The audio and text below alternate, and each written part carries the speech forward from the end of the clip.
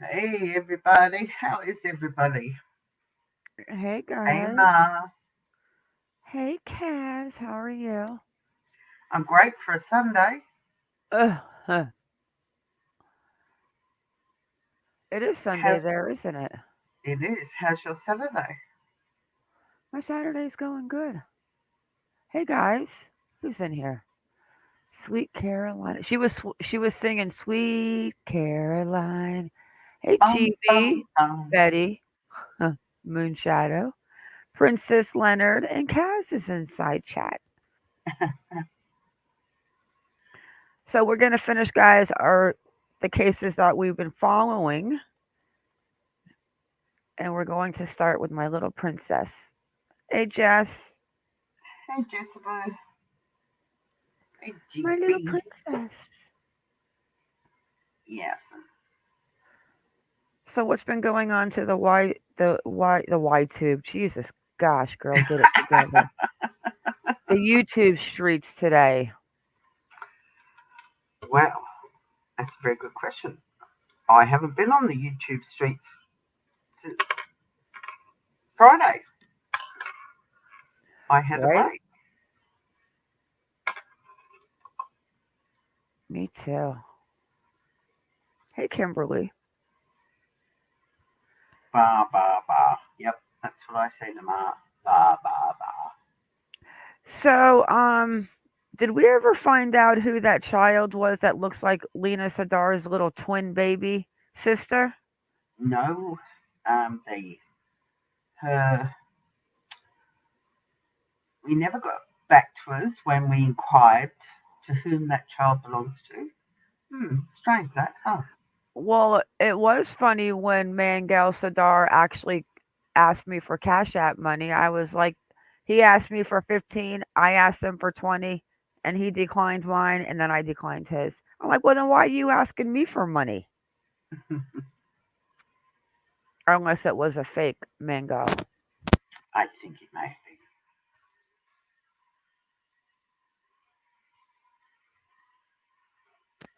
She's so cute.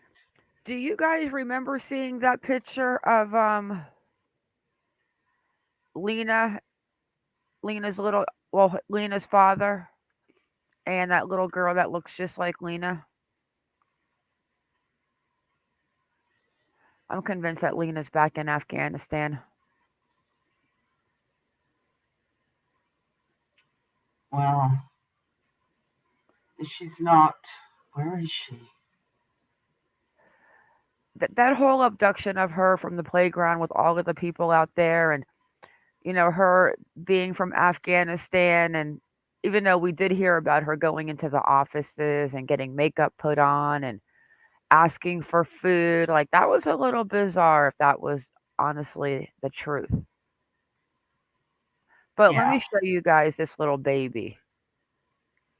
Hey, New Zealand Ministries, how is over in NZ?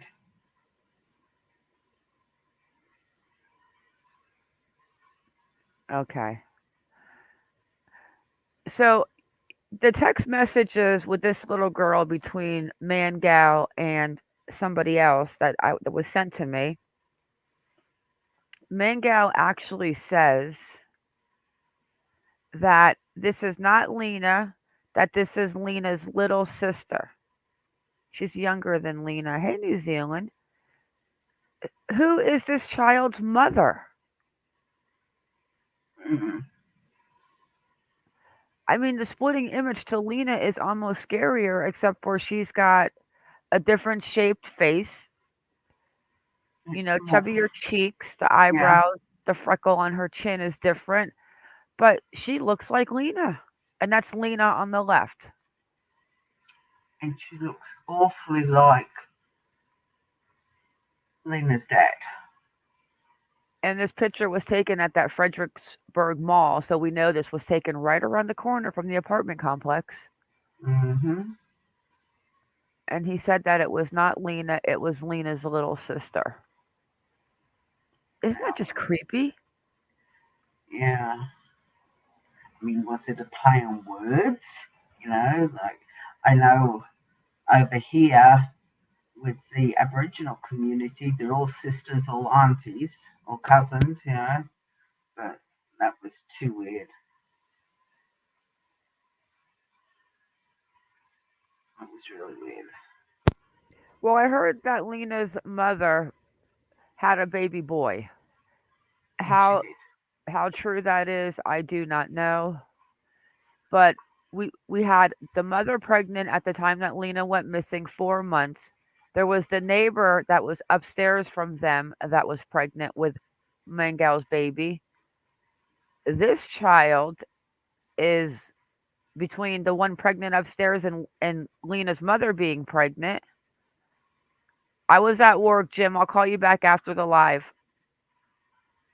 And then I mean honestly, who is this child's mother? I want to know. Mm.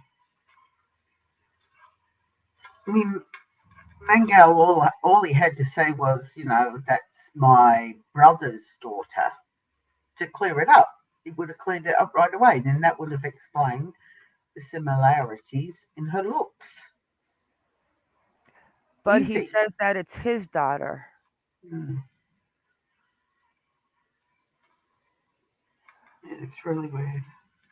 Yeah, I had the text messages where he was telling her, and I can find them again right now if I really wanted to, but where he was telling the girl that was talking to him, asking him who that little girl was. And did say, he said, no, it's not Lina. She's my daughter. It's Lena's little sister. Mm. But what's her name? Zamita? Yeah, She's not the mother. no. He must be the playboy of the community over there. Huh. Might be. Might be, darling. Might be. But there's been no sign of Lena since that Jib, door cam. Jib, I cannot talk to you about what it's about right here. I will call you after the live and I will talk to you what it's about, I promise. So let's get into the latest update on Lina. 8 months. Mm. And tell me if you can hear it, Kaz. Sure will. Missing for 8 months, San Antonio Yes. police are still searching for Lina Sardar Keel. The now 4-year-old vanished last Oh, year look on at that December picture of 20th her. from a Northwest Side apartment complex. Ken's 5 reporter Sarah Darriynn tells us about the tireless efforts to find her. It's a hard day. Pamela Allen says the 20th of each month is a day of despair for the family of Lina Sardar Keel. There's been a few leads that have come in, but nothing solid. Allen is a spokesperson for the girl's family. She says despite efforts made by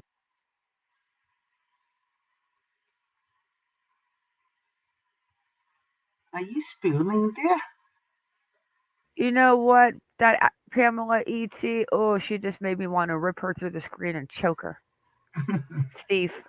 I mean, she is such a thief. That woman has no right running a nonprofit organization. She is a thief.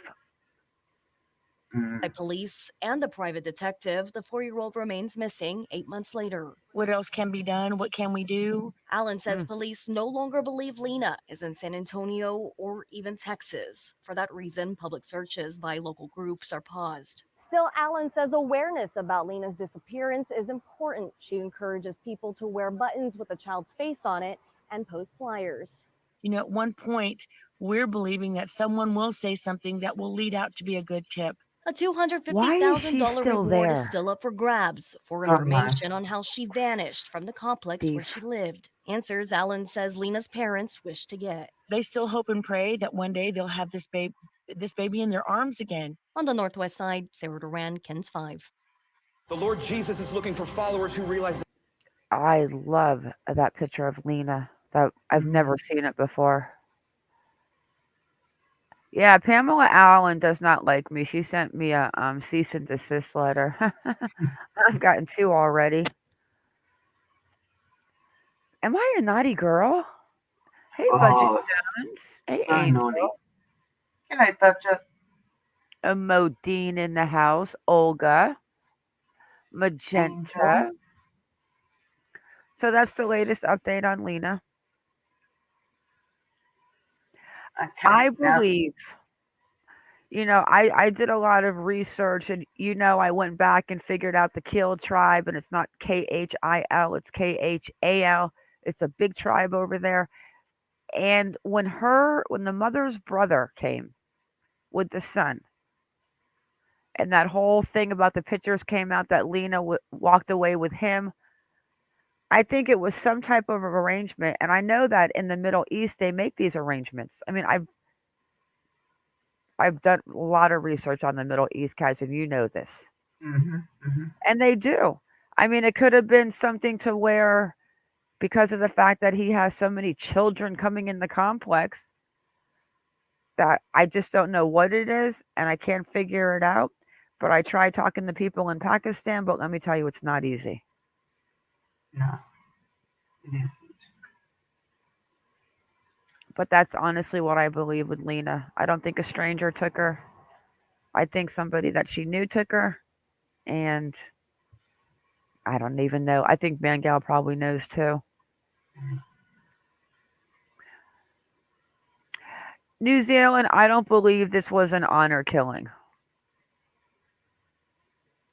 I believe that Lina somehow ended up with the wife's family when they went back to Afghanistan.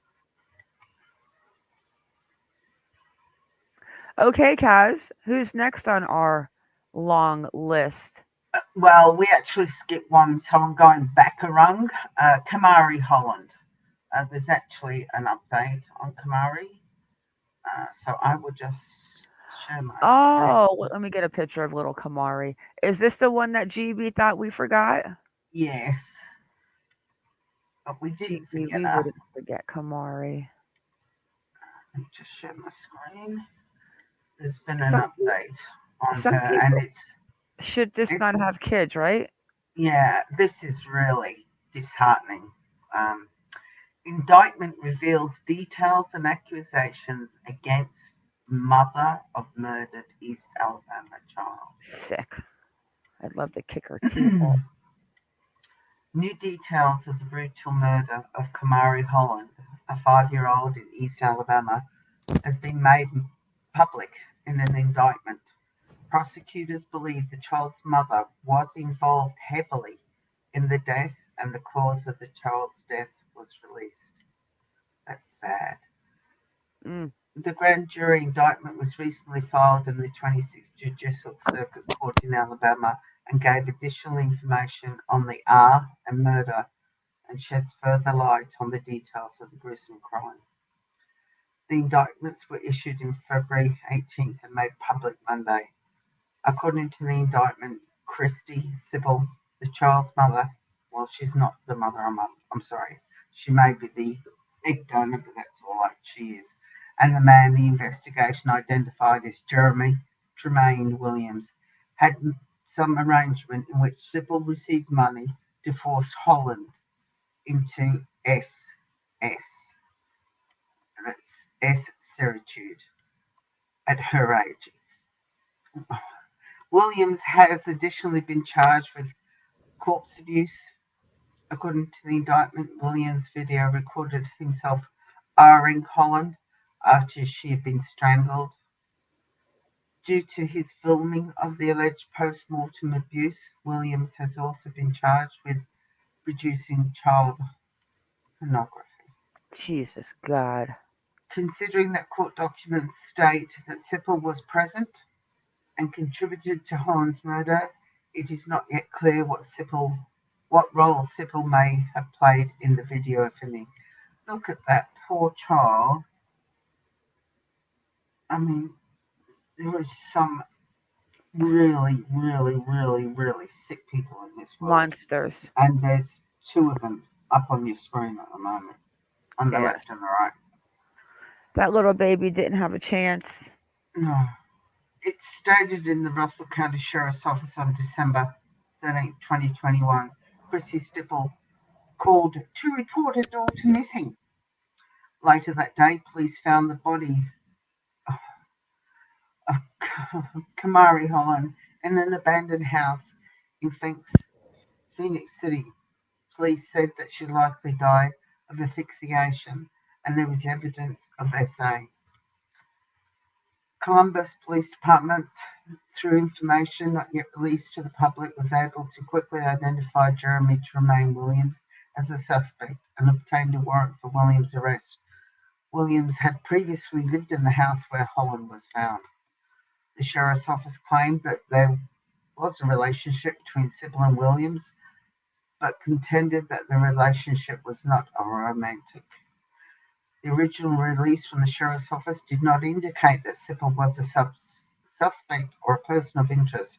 Details of the case have been minimal since the presiding judge put multiple gag orders on the case, making confirmation of information difficult. On December 27, things took a different turn when an Alabama district judge issued 4 warrants for the arrest of 35-year-old Sybil. 3 of the charges relate to the murder of Holland, and the 4th is the charge of human trafficking.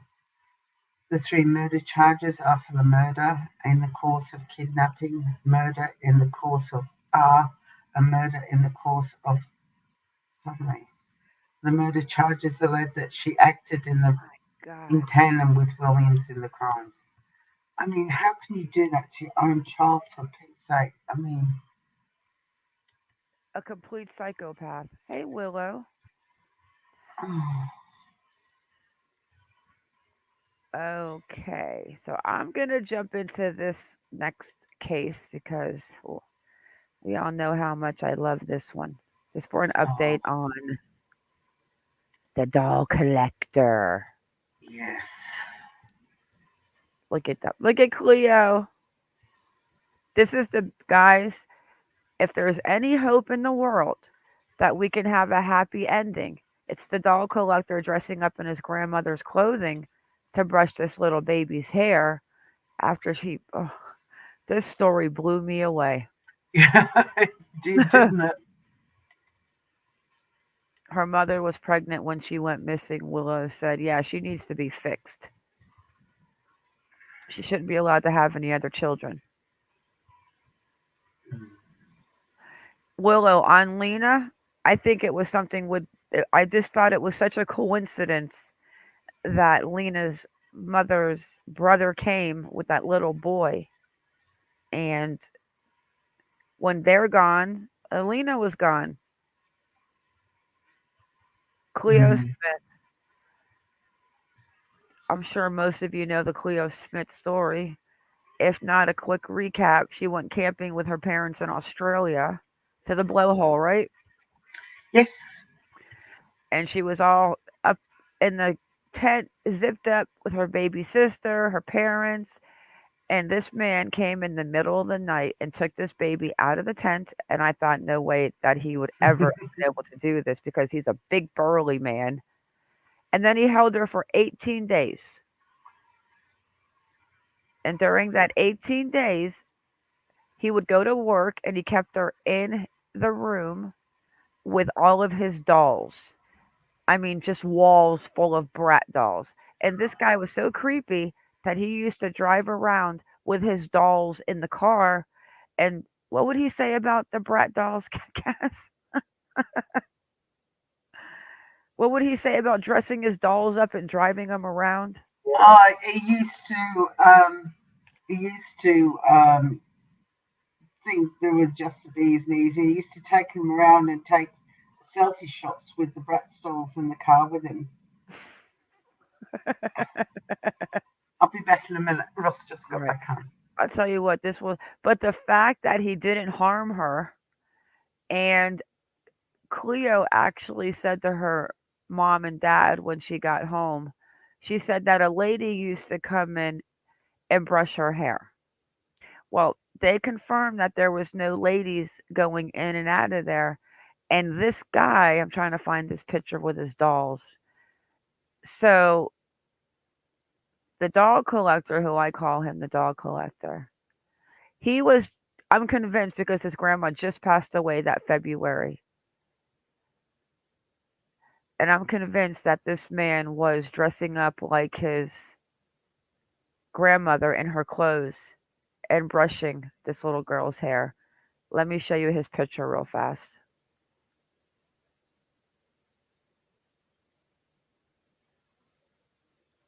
Hey, Patty and Pink. Hey, Nay. Hey, my elderly cats. And he never hurt her. I mean, when they found her, she was so clean. Her hair was so shiny. The only thing he did was brush her hair. He went and got nappies for her. It's crazy. It's the craziest story.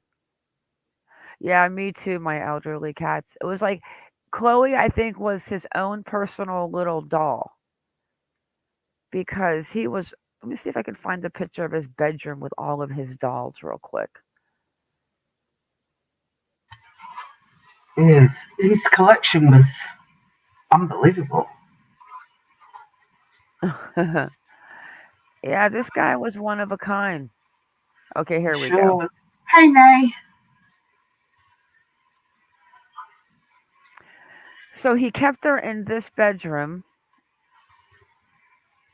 with all of these dolls, and he had a camera in the room to where he would watch her during the day when he went to work.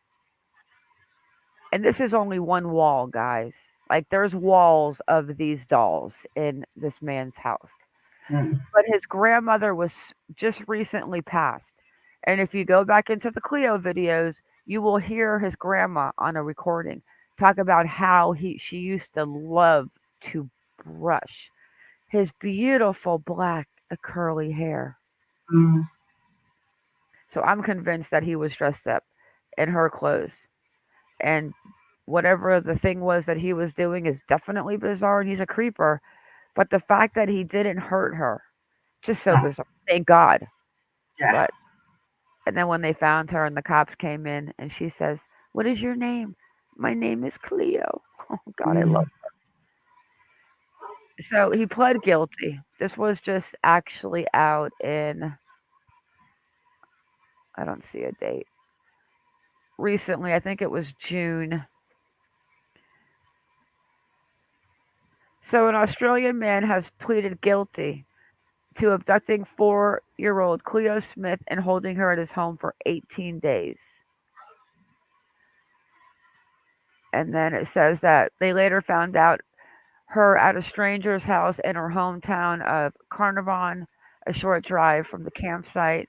Terrence Darrell Kelly admitted to a charge of child stealing to a magistrate on Monday. He was remanded in custody to face the Perth District Court in March and is expected to be sentenced at a later date.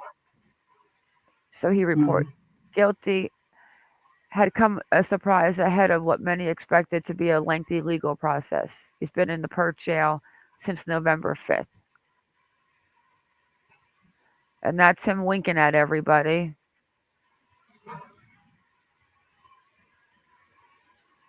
Oh, Patty, look after yourself, sweetheart. And that's when they found her. Watch how cute this is, guys. Oh, they don't let me play their videos here. They don't like me. Oh, never mind. Maybe they do. Your dedicated advisor work with you on a comprehensive wealth plan across your. This is so cute when they find her and they bring her outside. Moon Shadow, we have different laws in Australia than you guys. He won't. Life doesn't mean life over here. He's probably get a maximum of max 15 years. All right, here we go. This is when the police went into the house and found Cleo, and they bring her outside. Look at how well and how clean she is. Yes. Cleo, my name's Cameron. How are you? Are you okay? We're going to take you to see your mummy and daddy, okay? Is that good?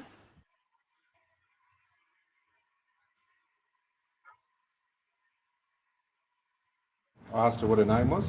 One of the guys jumped in front of me and picked her up, and I, I just wanted to be absolutely sure that, it certainly looked like Cleo. I wanted to be absolutely sure.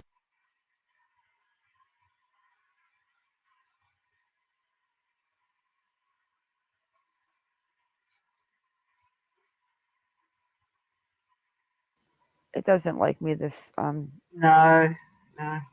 Well, you are coming all the way from Australia. Yeah, so this was the update when they found Cleo and how she said that her name was Cleo, which was so cute. It was cute. Let me see something real quick. This was a great story. It was lovely to have this type of ending to this type of situation. Look at her. Even though she got kidnapped, it was the best outcome. Yep. She wasn't traumatized by it. She was just sitting in a room playing with a whole bunch of dolls. He fed her, At Fidelity, clothed her. your dedicated advisor. She's clean and happy. She's not traumatized at all by it. And she looks so clean. Like when they take her out of the house, like it looks like her hair has been brushed like 100 times a day. I mean, she was so clean. Yes. Cleo, my name's Cameron. How are you? Are you okay? We're going to take you to see your mummy and daddy, okay? Is that good? She is so cute. Let's see if it plays through this time. Do you guys know I asked her what her this? name was. One of the guys jumped in front of me and picked her up, and I, I just wanted to be absolutely sure that, it certainly looked like Cleo. I wanted to be absolutely sure it was her, so I said, "What's your name?" And she didn't answer, and I said, "What's your name?" She didn't answer again, so I asked her a third time, and then she looked at me and she said, "My name's Cleo." Look at how happy he looks. New Zealand Mysteries. Look, here she goes. Cleo, my name's Cameron. How are you? Are you okay? We're going to take you to see your mummy and daddy, okay? Is that good? When they interviewed her, she said she had a lovely older lady that used to come in and brush her hair. Well, the only nobody entered and left. Elderly lady, sorry. Yeah, a lovely elderly lady would come in and brush her hair. That was him wearing his grandmother's clothes. Hello, Nicole, Patty, and Pink. So he would go in there. And, when you hear the story about him and you hear about how he was as a kid and his mom didn't want him and the grandma raises him and how she babied him, I honestly think that after his grandma died that he just missed that so much that he went and got himself an own Bratz doll and treated her and did it wearing his grandmother's clothes. Maybe he put the grandma's clothes on so he wouldn't freak her out thinking whatever, but yeah, he would just brush her hair. And Nicole, she's under Michelle, so we're doing it in a first name basis. We didn't do her under Ellie, so she's coming up. Yeah, and I accidentally put Cleo down there and Naomi in the middle, so I did bad. I'm a bad girl. She's a bad girl. Right, I can't hate him. I tell Kaz all the time I want to write him letters. Oh, absolutely not, New Zealand. Absolutely not.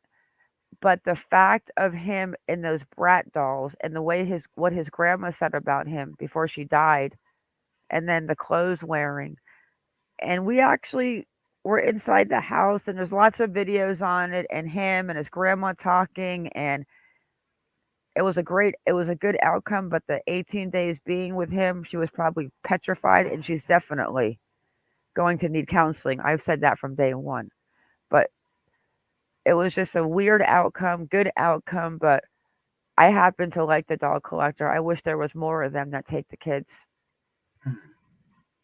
I don't want any kids taken, but if you're going to take one, don't, do horrible things and, murder the child. Just dress up in your mom's clothes and brush her hair. Yeah. You're up, baby. Who's next? Okay, Magen Boswell. I should say it all to do with Evelyn, but Megan is the one. Hey, seashells. 32 minutes. You missed Naomi, Cleo. I think that's it. And Lina. And Lina. Okay. This one This one right here.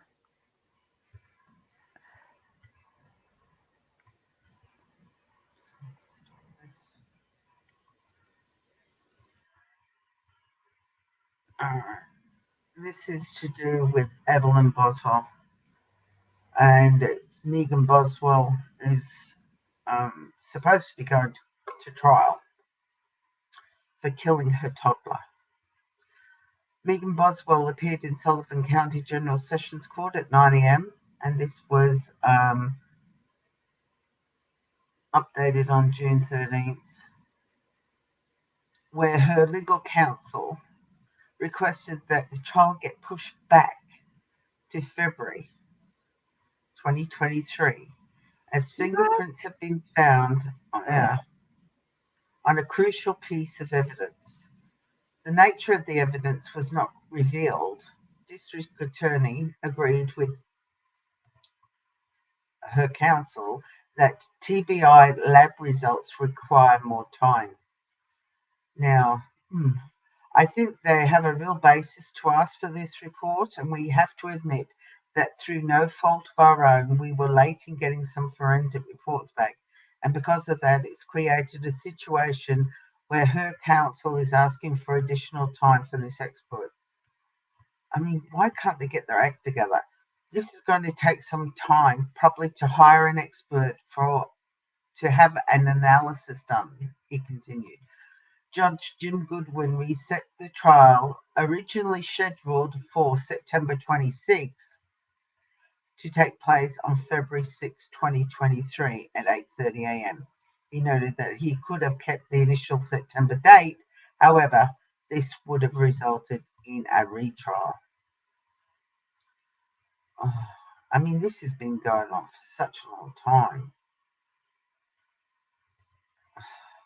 But I just hope that these fingerprints don't end up with a mistrial. I don't have any choice but to grant the motion, Goodwin said. I can force you to a trial in September, but everybody in this courtroom knows that if I do that and the state gets a conviction, we just have to retrial. Goodwin set the next motion hearing for September 23, which will entail all further motions other than the possible change of venue. That hearing has been set for December 16. Sporrells told News Channel 11 that he believes a large amount of coverage surrounding the murder case will move the trial outside the area. I feel that it will ultimately be changed, she said. I think the judge will make us jump through some hoops to try and get a jury seated here in Sullivan County, but my opinion is there's just so much coverage, it's going to be hard. He also touched base on picture evidence provided to the defence by the state. There are over half of them that I do object to, so we're going to have to ask the judge to determine whether the prejudicial effect of those pictures outweighs the probable value. Boswell, according to her legal counsel, has remained cooperative and keeps up with the evidence on her own in preparation. Sporrells described Boswell as stable and engaging in the channel. And this is her. I'll just play this quick video. Is it not going to play? It's a picture. Duh. Yeah, it will play. You have to click that. There it is. Yeah, it takes a second. ECU is the winning choice for all your. We don't want to hear the commercial.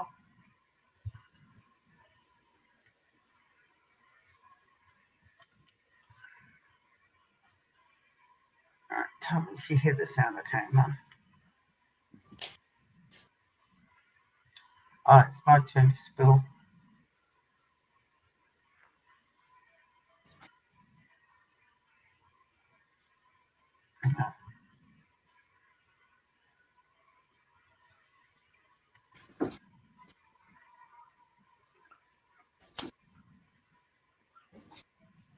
It will start. You have a lot of tabs open.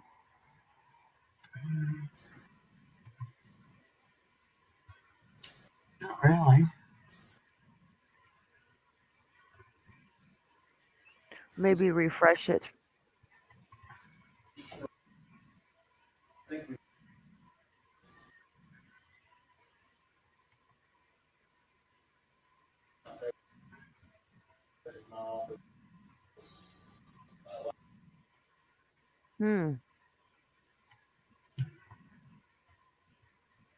Oh, now she's gone. Try again. Sorry, guys. We had some technicals. Yeah, maybe you should pull the. You should run the ads from Australia and the New Zealand, England area. Should run the ones in the United States and Canada. Yes, it is, Modine. This was a very sad one. I dug so hard into these people's backgrounds and the mother and the father, and I aired all of it in the Magen Boswell videos that I've done. Let's try again. Click it once and we'll go in there.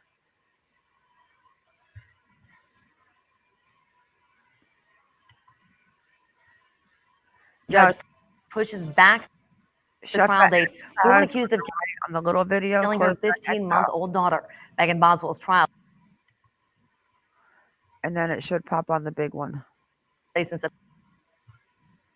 Now it's next year. No. There we go.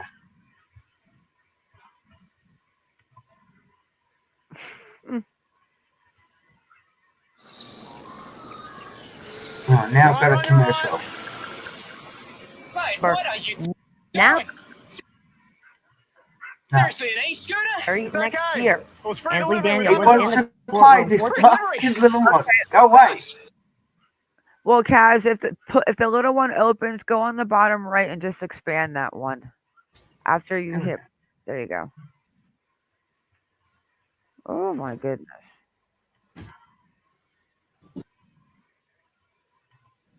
Nope. No, it doesn't want to play. Sorry, guys. Drop that in private chat, Kaz.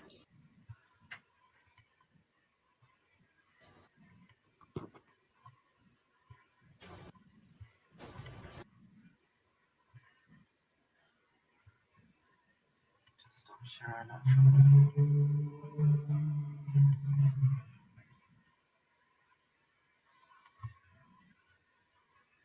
You know, sometimes it's just a video. Yeah. But I'll try to play it if you put it in private chat. Yeah, it's in there. All right, let's see if I can pull it off. It likes you better than it likes me.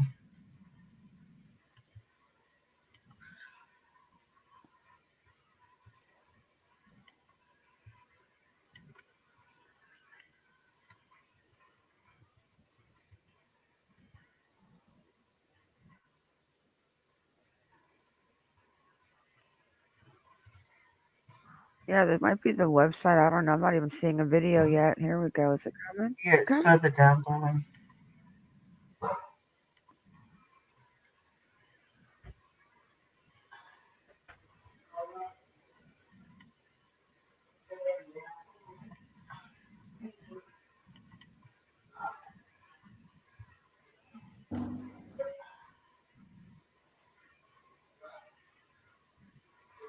All right. You got it?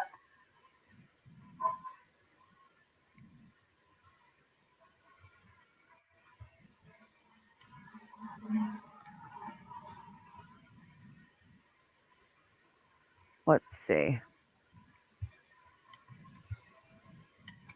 It might be the video. Try and smaller. Go.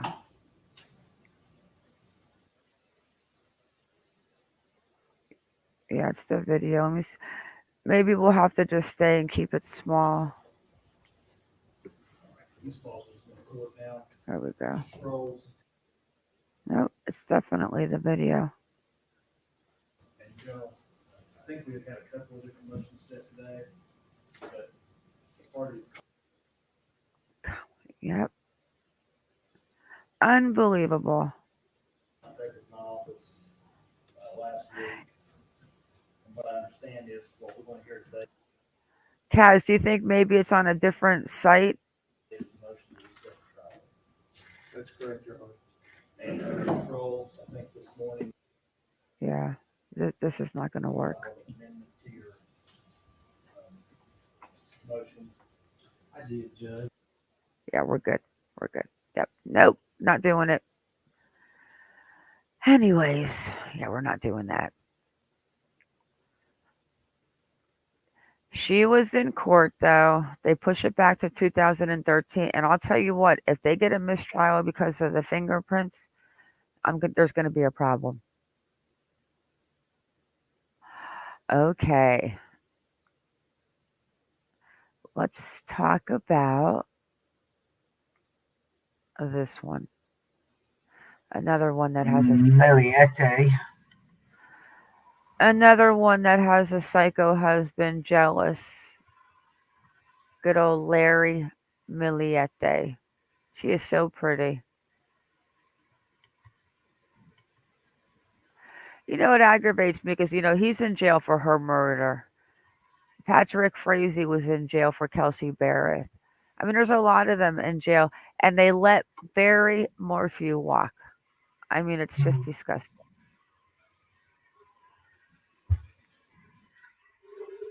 So, my husband, this one, jeez, gosh, you can't make it up.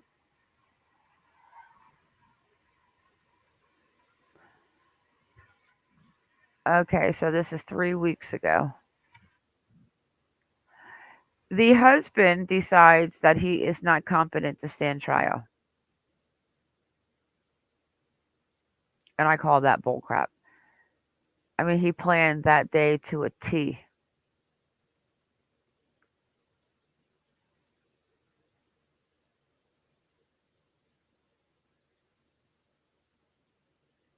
Join NBC7 and Barron's Markets for this year's Fall Food Drive, benefiting the Jacobs and Cushman San Diego Food Bank. Donate at your local Barron's Market or online at SanDiegoFoodBank.org. Thank you for helping the Food Bank feed families in need.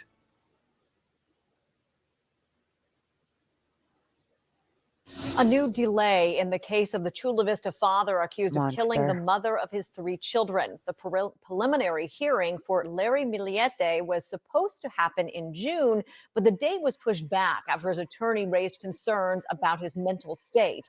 NBC7's Allison Ash is live outside the downtown courthouse now, where we were supposed to find out what the doctors have to say about this. Allison?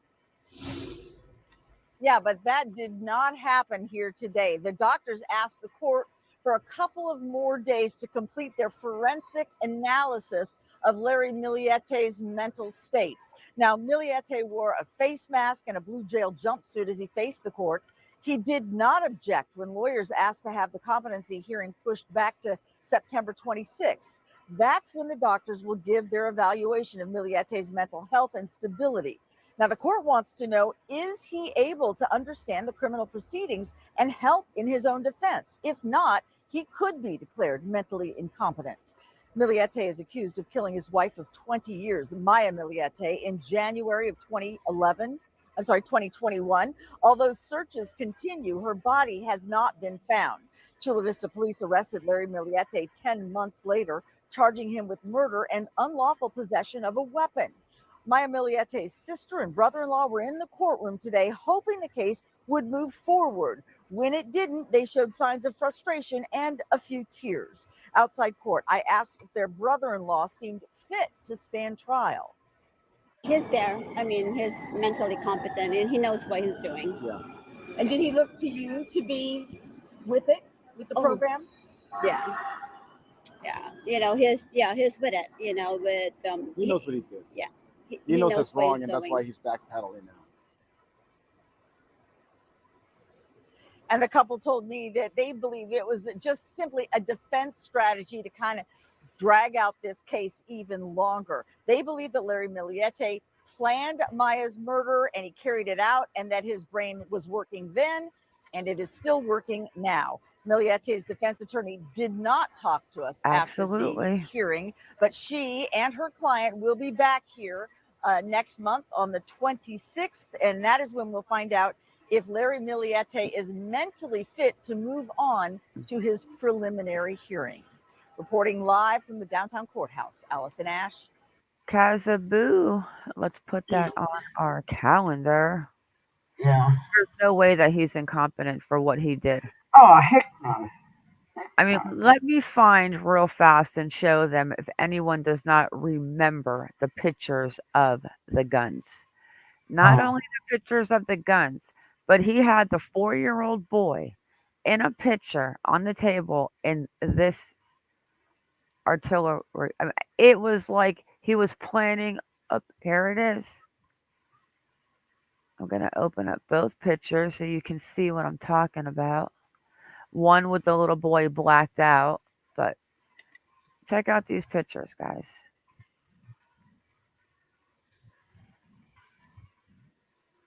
Here's one. This is everything that was confiscated in Larry Milliete's gun collection. Notice the passports, couple, I don't know, 5 guns. I mean, look at this.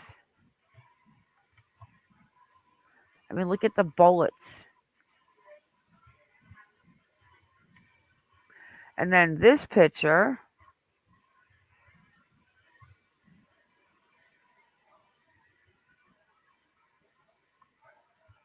is a picture of the little 4-year-old standing on the table in the middle of these. There's his little feet. And that's what the 4-year-old boy on the table. Oh, he killed her, Mo, because Mai was going to leave him.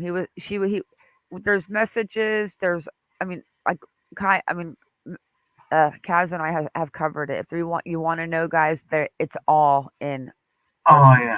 Our Mai collection, but so she was very outgoing. I mean, she's a beautiful girl, great mom, but Mai, I think, had a boyfriend and she was going to leave Larry, and Larry was not going to have it. If he couldn't have Mai, nobody could.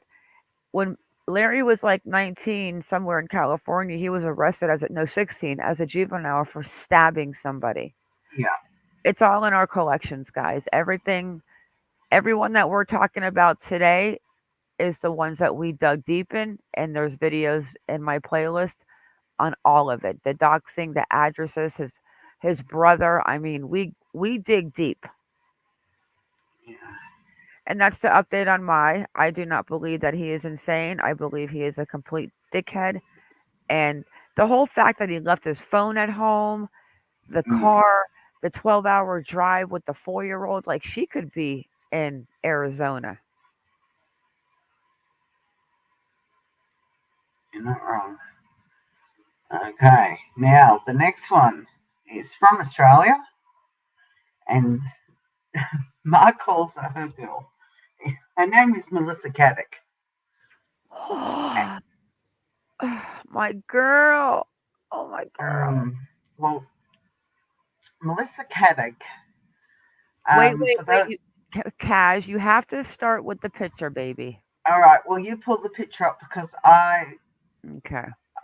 You can pull it up, and I'll just give a brief while you're pulling it up for those who may not know who Melissa Caddick is.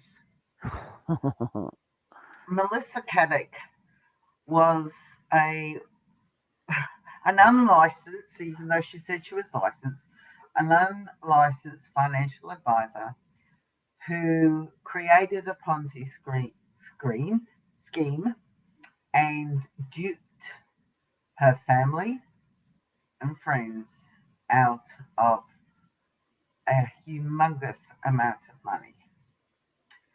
Our Australian Securities and Investment Commission got wind of what she was up to. My girl. Run on that good fit, girl. Run on that good foot. Yeah, my other cat, the foot. And they rocked up at her very exclusive home in Sydney and raided her, and they took all of her paperwork. She was quite cunning in what she did. I mean, she faked the Commonwealth Bank of Australia Security Commission's paperwork.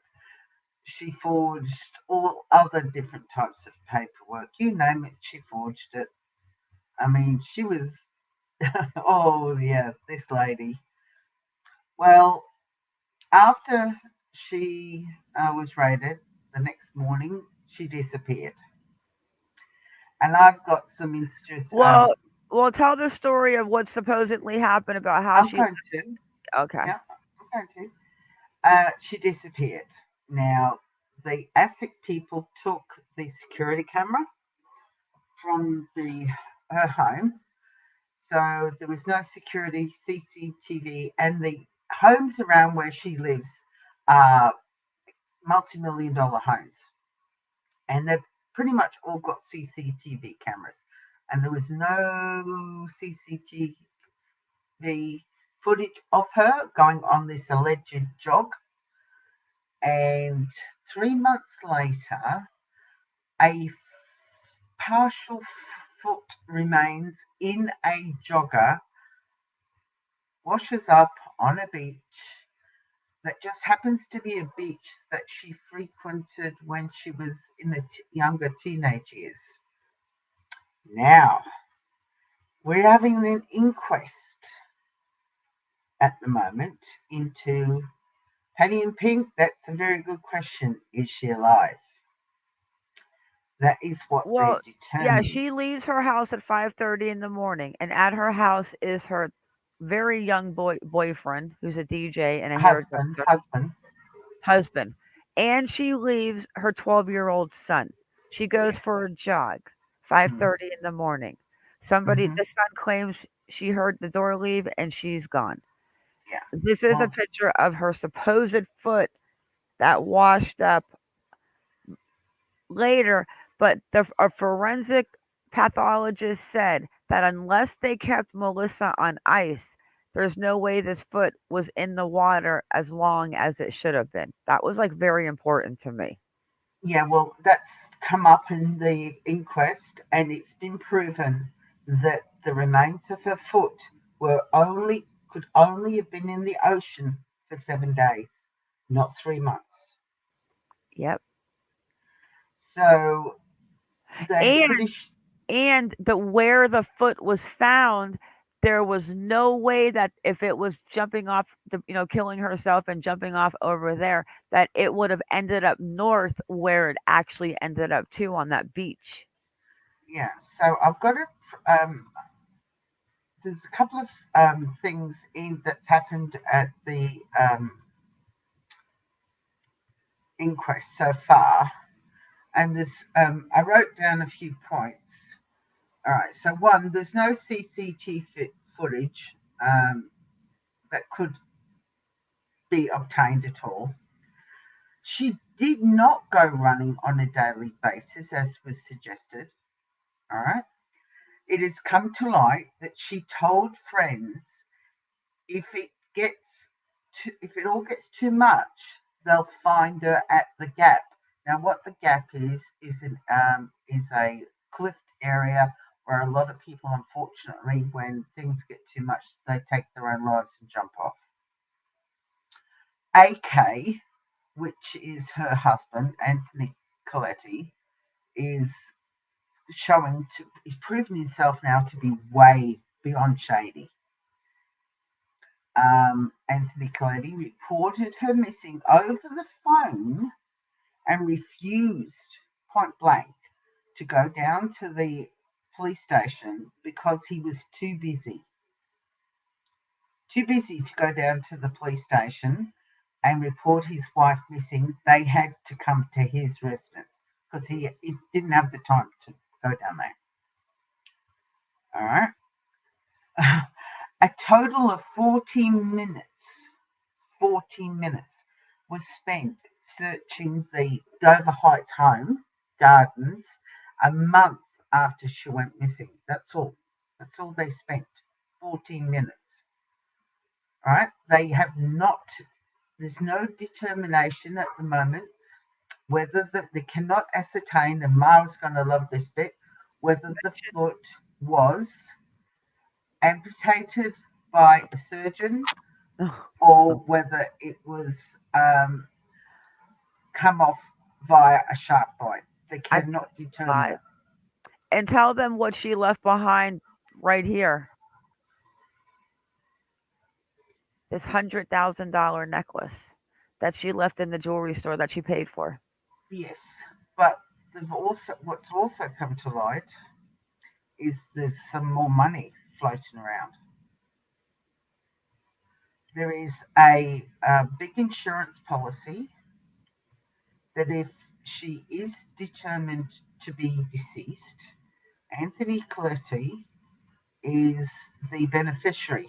Now, everybody's saying, oh, that money it was paid for by the creditors. Yes, but very strangely, under normal circumstances, insurance policies do not cover suicide. This policy does. Very strange. And Anthony Coletti will get that insurance policy. It will not go to the creditors. And there's Mr. Coletti. Yeah. Now, this is the article that's just come out. Go ahead, share it, babes. I got to go use the girls' room. I am sharing. I'm just about to share it now. I mean, we tried to get Anthony Coletti to come on. We went to his YouTube channel. He does a lot of talking about his wife and weird things, but he also was, because he's mad. I think he's mad because I said he was a sea monkey raiser. He was raising sea monkeys. He was doing sea shrimp. And I said, oh, he's raising sea monkeys now. Yeah. Well, this is as of yesterday morning, our time, Saturday. All right. So this is as recent as we can get it.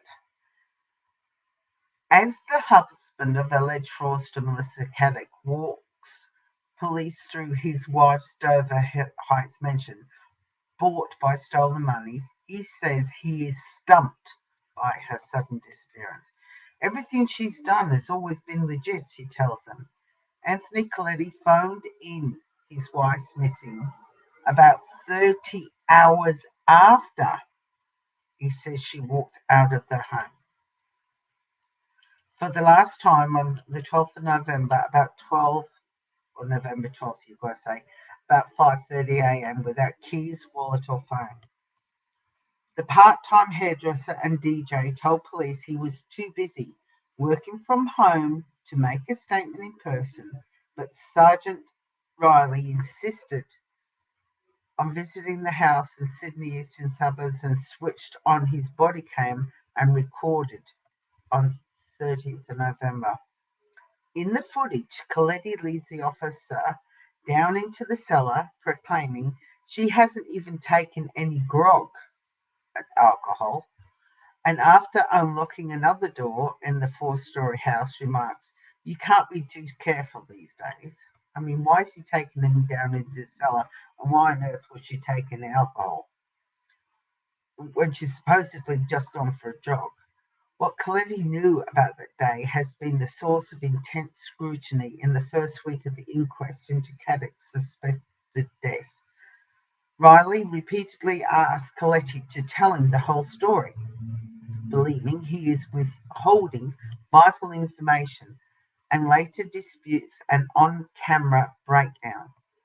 They weren't real tears, in my opinion. I'm very confident they weren't real tears, he said in evidence.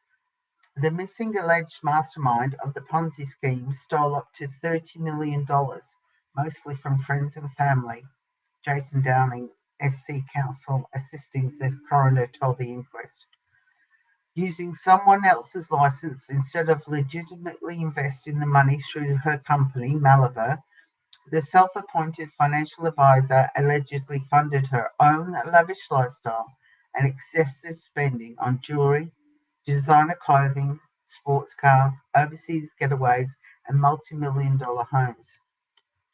On November 11th, the corporate watchdog and Australian Federal Police raided her home.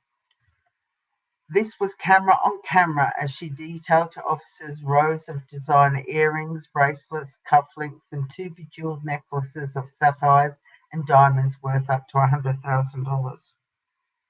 The camera pans across boxes of luxury brands, including Deorr and Stefano Canturi seized from her safe, and to envelopes containing US 4,800 or Australian 7,100 and others with Hong Kong dollars and UK pounds. At some point, and here's the pictures coming up, at some point during the 12-hour raid, Australian Federal Police Constable Amelia Griffin notes that Caddick was taking an afternoon nap. While it was also yet Anthony Coletti accused the AFP and the ASIC of being brutally horrendous to her during this raid, but she can take an afternoon nap. While it was also being confirmed the 49-year-old could freely roam her home, eat and leave at any stage, Caddick's mother says her daughter wasn't allowed to eat and was seriously distressed throughout. Barbara Grimley, which is Melissa Caddick's mum, holds ASIC responsible for her daughter's suspected death. While Coletti has recently raised similar concerns, perhaps most prominently in his musical endeavours, Downey said. Now, that is the necklace, which I think is extremely gaudy. Ugh, not my cup of tea. Riley told New South Wales Coroner's Court Coletti could not accurately recall the last time he saw his wife and gave conflicting versions of events. He said he found his behaviours extremely strange and unusual. He would later write, "It was unlike any other person I had taken a missing report from previously."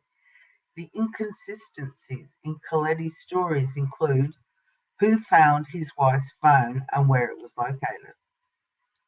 In one version, Coletti said he left a post-it note beside it with a pair of earrings lying around, not confiscated by ASIC investigators.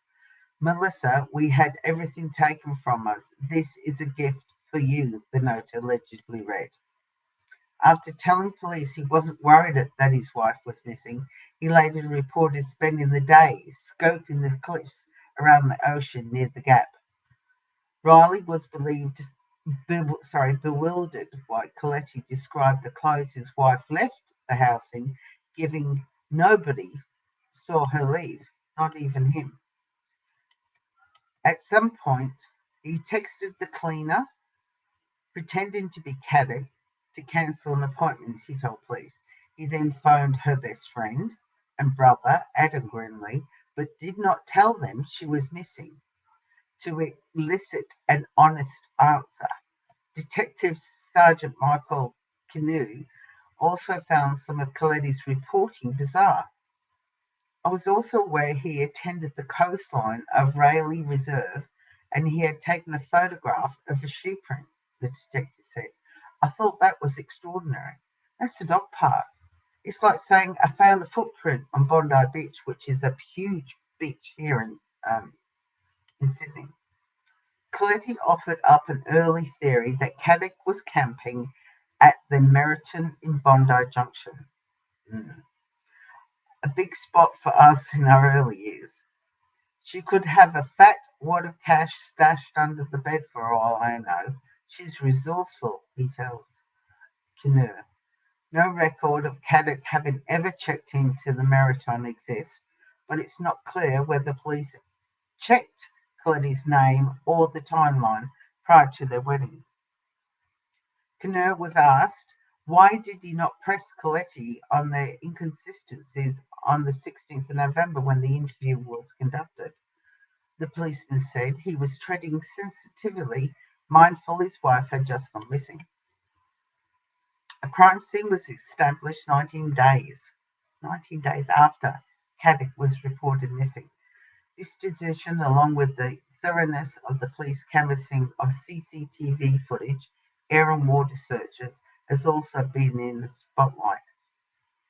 A subsequent review of video records would reveal Caddick had not been jogging for weeks before she disappeared, despite Colette repeating that this was her daily routine. 4 police officers working on the case have now testified that no evidence points to Colette having injured or killed his wife. Suicide is one of the most likely theories. In late 2012, Caddick's marriage to Tony Caddick dissolved following her affair with Colette. About this time, she reportedly told her brother Adam, "If it all gets too much for me, you'll find me at the Gap." So the rest of it, there's nothing just going on about where they went. So it is continuing. It will continue next week. So it'll be very interesting to see. Mo, what I else do comes not. up. Oh, sorry. You're right. No, Mo, I don't believe Anthony had anything to do with it. I don't believe that Melissa Caddick is dead. This is my Gone Girl.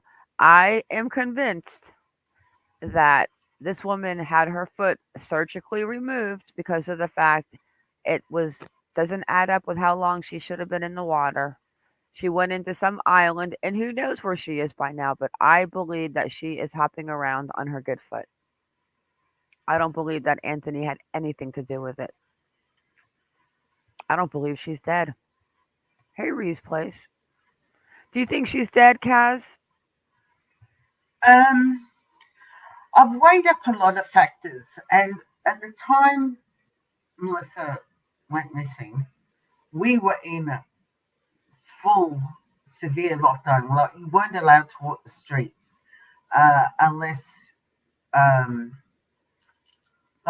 you weren't allowed in the city. There was no trains running, there was no buses running. But what if you had offered someone $10 million to take you on a boat to Indonesia? But that's what I'm saying. There was no boats allowed to leave the harbour, not even for your own pleasure. Mo, and that's she the left. only thing that I keep. Oh, I'm sorry, Kaz. I have a delay with you for some reason. Go ahead. That's the only reason I don't think she would have been able to get out of the country at that time, because we were so locked in. Now, could she have stayed out in the middle of Australia, under wraps? Yes. And when the restrictions were lifted, could she got out of the country then? Absolutely. But not at the time when she actually went missing, no. Mo, she left because she was busted for stealing millions and millions of dollars from clients and friends. She embezzled. She's a Ponzi scheme.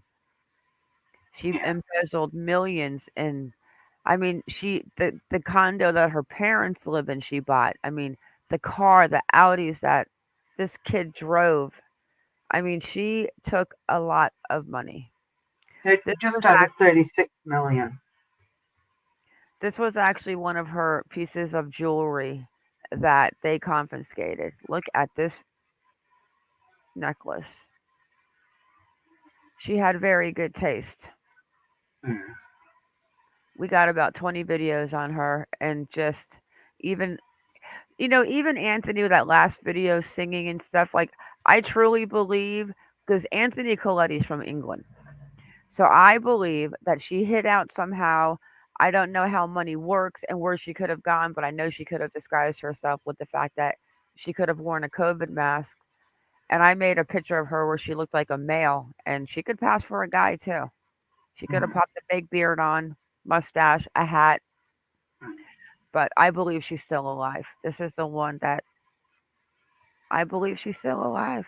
Just her foot came up on the beach, and it was like it would never have floated up to that part of the beach if she would have jumped in down by Dover Heights. No. And the fact that they've categorically proven that the remnants of the foot was not in the ocean for 3 months, and it turned up 3 months after she disappeared. So they know for a fact it didn't come from Sydney. And the exact words were from the investigator. He said that either somebody kept her on ice and then threw her in the water, or the foot was removed. Because, there's a lot of suicides where she lives. And there's like a popular suicide point where people used to go and jump off, but there's a lot of cameras. Like if she went for a morning run and the neighbors, the houses are so close together. It's like they're pancakes. Nobody saw her. No CCTV footage. I believe the husband took her out and hit her somewhere, and that was the start of it. Yeah. Yeah, I do believe that the door sound was not of Melissa leaving. I think it was of Anthony coming back. I agree. Because the son said, I didn't see mom that morning, but I heard the door open and close around 5:30 a.m. And I believe too, because they cut off the surveillance footage because see, that's where they messed up the police over there. They should never have cut the footage. They should have left the cameras in the house because to see if she's going to run or set up footage somewhere else, like what they did at the Brian Laundrie's neighbor, where they set up cameras to watch. I believe he in the Mercedes, in the back of that Mercedes SUV. Yeah. She took the life savings from a lot of people, and now they thought they'd have a nest egg for the twilight years, the golden years, and now they've got nothing. And there was a hint, a little tweet in the air saying that maybe she was involved with some shady characters as far as the money was concerned, but that's not been proven. Yeah. All right, Mum, we better keep cracking, otherwise we'll never get through this list tonight either. Okay. You're up next, and it's Michelle Bernstein-Schultz. The infamous Michelle Bernstein. Munchausen by proxy. This girl. Oh, she's a nutter butter. Yeah. I really can't see There's on her nothing. There's absolutely because she blocked me. Well, I had a look, and there is absolutely no updates on her except to say she's still missing. No updates. Nobody's seen her. No, nothing. I have an update. There was it was her birthday recently. It's on my phone, and there was an actual picture of the mom, the sister, and the two boys, how they got together on her birthday. Yeah. And they posted a picture on Twitter. But that's it on Michelle. Yeah, there's no actual update as far as her being missing. Yeah, her sister and her mom know where she's at. She's probably over in South America. Okay, do you want to do monkey, meaning your monkey, and then I'll do Naomi? It's Michael. Well, there's really Michael Vaughan. The thing I want to see on Michael was that interview with the babysitter, but I think that's going to take time. It will. But let me check and see if anything happened in the last day with little Michael.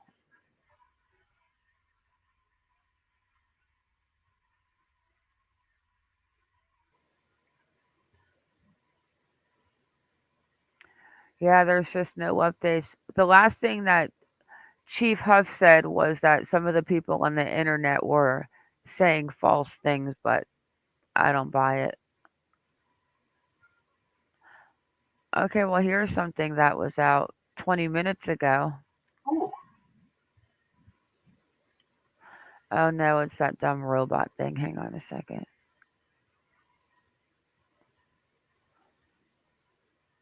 There's a post in Facebook. Let's see what it is.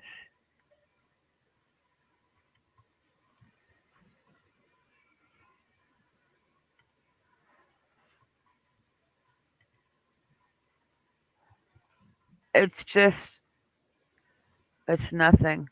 Doesn't even mention Michael's name. This talks about Oregon missing persons law. Law enforcement cannot refuse your request for a missing persons report.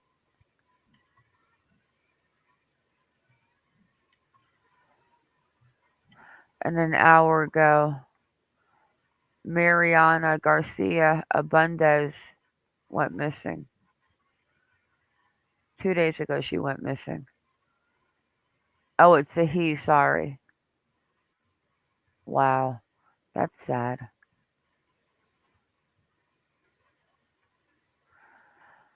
That's why I don't like looking on those pages, because then you see somebody else that's missing and you're like, oh, how do so many kids go missing? Yeah, right here.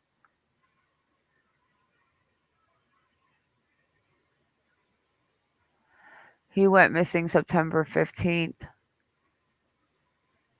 in Oregon.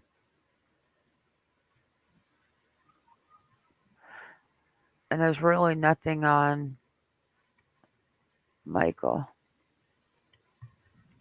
So the next time we talk about Michael, I think we should honestly go ahead and go over that babysitter's interview, because I stand to what I believe. I believe something happened, and Tyler knows, the father. He is so guilty on his interviews and his body language and twitching, and he knows what happened. Well, they were on Chris's. Chris did an in-depth interview with them. Yeah, I from what saw. I've been told. So that's what we'll do on the Michael Vaughan next update. We'll go over the McDonough video and we'll go over the babysitters video. All right, you're up. Okay. Well, can you pull up Naomi's picture for me, please?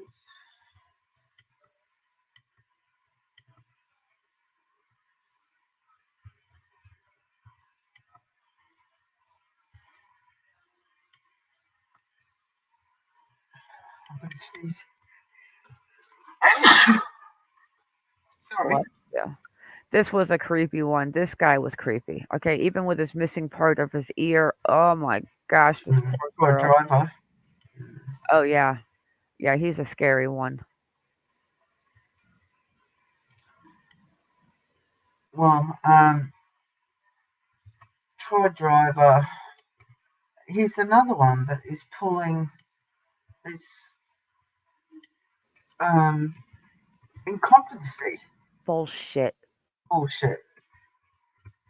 mean, I feel so sorry for Naomi's family. I really do. I mean, it's bad enough that, she was kidnapped. B, her life was taken from her, and now this happens. So I'll just share my screen and Mars pulled her up. I mean, these lives that are taken. Yeah, make sure you show that guy's ugly. Yeah, I'm going to. He's on this article. I want to know who bit his ear off. I wonder if he got into a fight with Mike Tyson.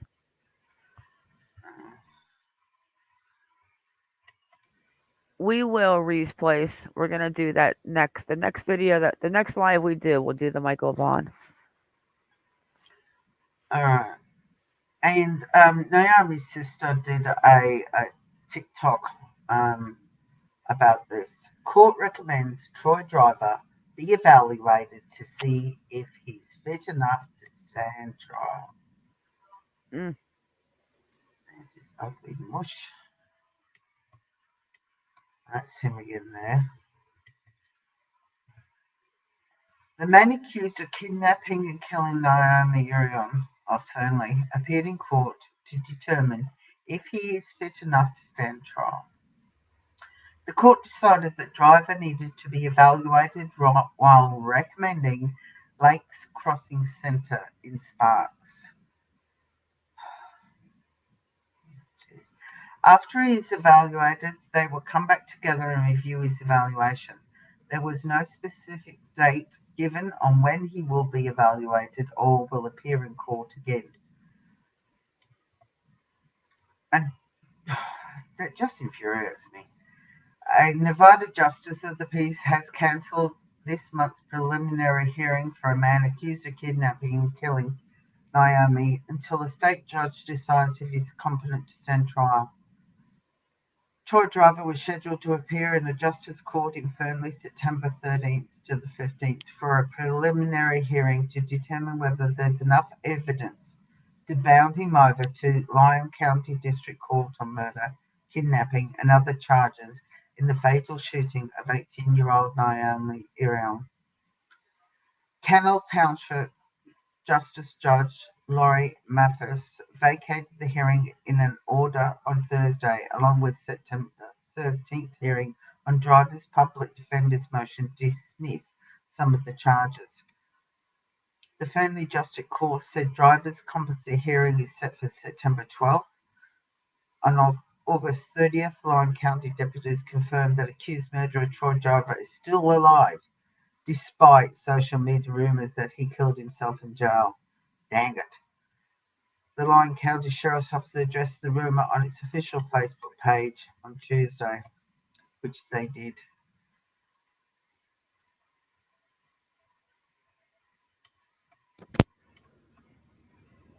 Monster. Yeah, so... Hey, excuse me. Who are you, darling? Me? When you're done with the article, let's go ahead. I got it up. Let's replay how incompetent he was, how he stalked her in that parking lot that night. Well, you can play that because this is just going over the different articles that what led up to this. So you can play that one, sweetheart. I need to get some blood flowing into my legs. I can't feel my right leg at the moment.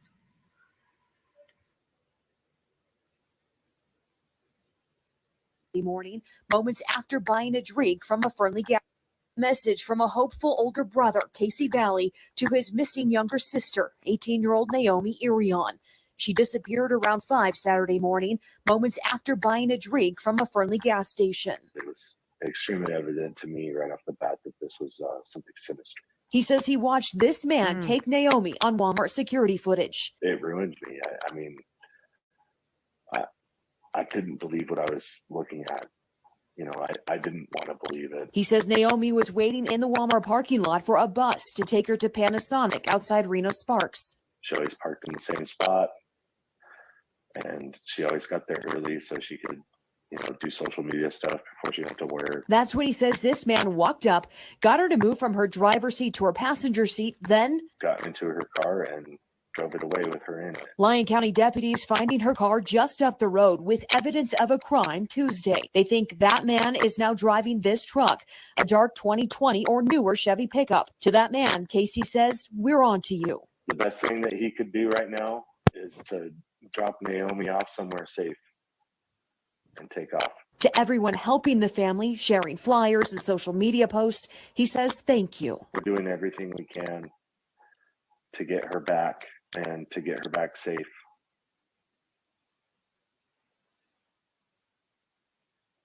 This incredible dental device is giving peace of mind for just $100. Yeah, he's a complete creeper. Larry's incompetent. He's incompetent. They're all incompetent.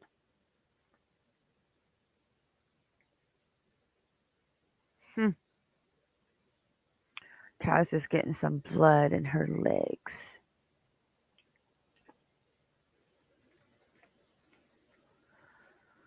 Okay, let me see. We have a couple more. Sarah Everard. Good old Wayne Couzens. Another pervert. And the fact that he's a cop, the one in England. The girl that was walking home from her friend's house. And creeper boy kidnapped her. Like literally pulled her into the car. And to think that a couple of days before he did this, he was caught masturbating in a restaurant. You can't make it up. Hey, C. Parlove. Oh, All right. I started your girl for you. did ya? Yeah. Sarah. Yep. And I just basically told them that Wayne was a cop, and not only was he a cop, but he was actually in a restaurant a few days before that masturbating, like literally out masturbating in a restaurant. Thinking cousins. Whoa. So what is his court date? Something's going on with him. Yeah. Just pull it up. Shame. And he's I don't know, Sea Love. How many mentally ill people do not commit murder? Probably a few.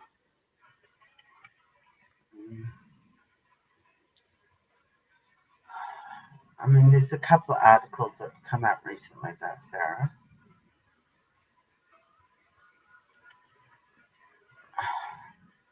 The first one, let me just show the screen.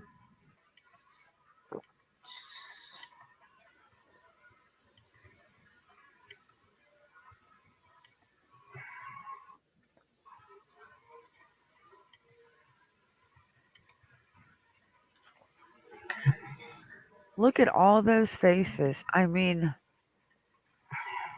and to think out of all of those faces, Kaz, how many have actually been found?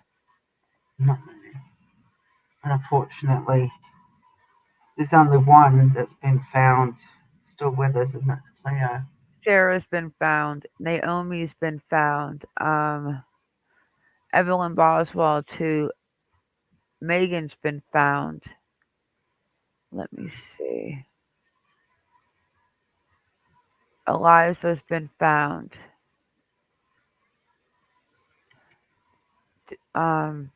Cassidy Rainwater's been found. Adam Dowdell's been found. Breasia's been found.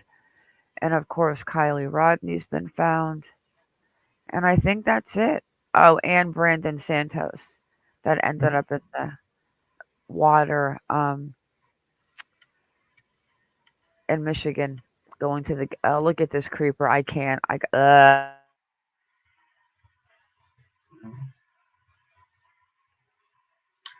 Now, he's in prison and never to be released on Sarah. But he went back to court recently on more charges relating to 2 further counts of indecent exposure. I mean, this guy doesn't stop. Wayne Couzens emerged from Woodland completely unclothed to expose himself to a female cyclist 5 months before he ended Sarah Everard's life. The court was heard today. Couzens is already serving a whole life sentence for the kidnapping and murder of the 33-year-old marketing executive Sarah Everard in March 2021 when he was serving as a Metropolitan Police officer. I mean, to think that a police officer did this, I mean, Can you imagine? And he pulled her off the street like it was nothing. Mm-hmm. He appeared via video link at Westminster Magistrates Court from Her Majesty's Prison, Franklin, today to face 2 new charges of indecent exposure following a referral of evidence from the Metropolitan Police. He has been accused of emerging from a woodland completely naked and performing a sex act in front of a female cyclist on November 13th, 2020. The 49-year-old could not be found at the time, and it was not until the images of Couzens circulated after the death of Miss Everard that the woman recognised him. He is also accused of driving through Dover Town Centre in Kent with the lower half of his body exposed on June 9th, 2015. Couzens, a former armed officer, with the Metropolitan Parliamentary and Diplomatic Protection Command had previously denied 4 other counts of indecent exposure. These charges relate to other alleged incidents in Swanley, Kent, between January 22nd and February 1st, 2021, January 30th and February 6th, and February 14th and February 27th. Cousins is accused of flashing McDonald co-workers just weeks before he murdered Miss Everard. An unnamed woman who was employed at the drive-through branch on the A20 near Swanley, Kent, says Cousin pulled up at the order hatch with his trousers down on several occasions. I mean, oh my goodness gracious. He should have been stopped so long ago. He really should. But at least he will never, ever, ever get out of prison again. He's in there for the rest of his remainder of his life. Thank goodness. Yeah, so, and now he's going to be charged with these other ones. So at least those other women are going to get some form of justice, which is great. Sally, we've gone through quite a few, so you might have to watch the replays when up. The next one, I don't know if you want me to do it, Ma, or are you going to do it? It's Stephanie Overholtz. This is another sad one. I mean, they're all sad.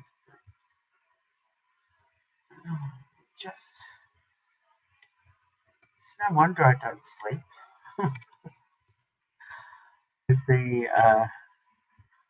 These kind of things just keep playing on my mind. I can't find that article on Robert Kessler. Oh, can't you find it? Oh, yeah, but this is Stephanie, so I'll give you. No, this was a very, very bizarre case. Oh, so, yeah. So the guy Kessler, who is accused of dismembering this woman and throwing her over the bridge, it got so deep that he had this little girl that was living with him with the most bizarre videos of this little girl on Facebook at like the age of 7 or something. And then there was another lady, April, who was once living with this guy, and she got married, and her husband was in touch with Iconic and talking about, the drugs and Kessler and him finding April dead in the bedroom, and he didn't believe she was dead, and he tells us that he took a 6-pack of beer and he went and dug her up. I mean, this is one crazy story. But the man, Robert Kessler, who dismembered this woman and threw her over the bridge, is in jail in Florida, the Tampa area. I can't find his court date. Like, I just had it the other day, and now it's coming up where.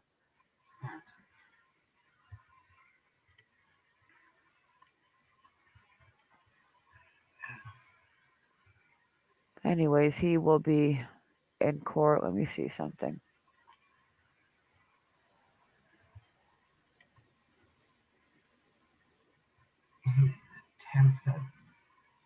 Tampa, Florida. It's basically Kessler is currently being held without bond until he stands trial, accused of killing and dismembering 47-year-old Stephanie Crone. Overholtz, the Tampa police report. So, does he have a trial date? I don't know if he does. But he's waiting to go to trial. Hey, Sally. I mean, that's been quite a while.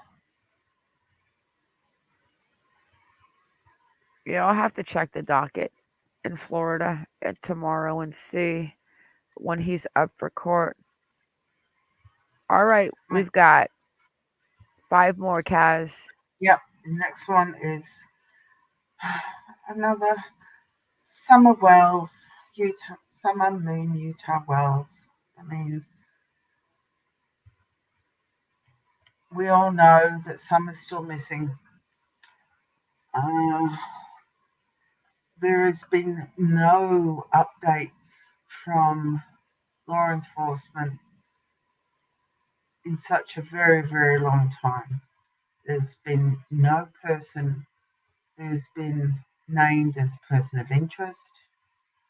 The last thing I heard was that even her home has been boarded up and it's all overgrown.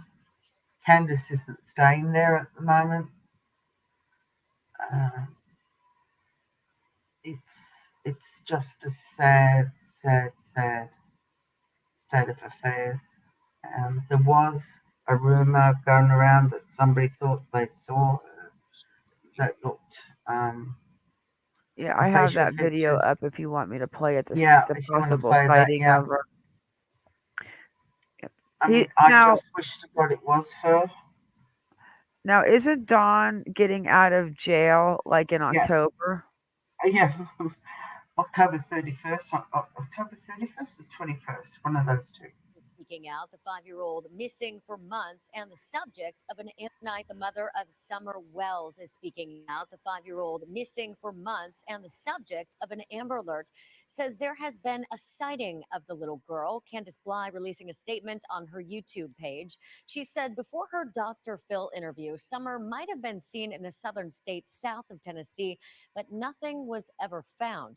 Bly says she walked out of the Dr. Phil interview because she was tired of being interrogated. She says she just wants her daughter back and wants to work with officials, but is worried other people are making money off of her grief and through Summer's disappearance. Yeah, there's one more recent than that. This is just recently that it was said that somebody thought they saw her down in the more southern states. Oh, thanks. News Place, October 30th. I knew it was around the end of the month. Hi, Delma. Yeah, so, yeah. Oh, boy. All right. And I keep saying these are all sad when they are. We've got Suzanne Morphew. Where's Matt when we need him?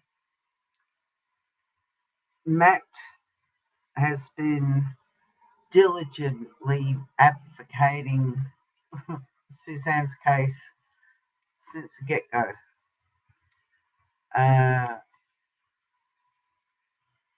don't know if everybody's been following it, but we all know that her husband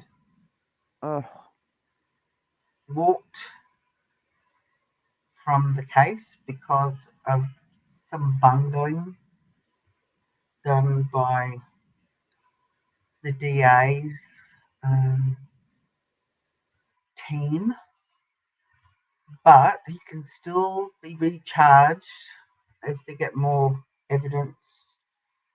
But you know, the latest on him is he petitioned to the courts to have all the personal effects that were taken given back to him.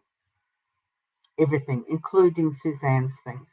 Everything that was removed from the home when it was when Suzanne went missing, he is requested via his attorney that everything be returned back because, like they said, it's been copied, it's been saved, and he wants it back. All hard drives, photographs, documentation, tax invoices, you name it, USB drives.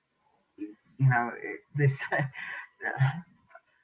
lawyers said that by the DA's office retaining them, they're in breach of his. I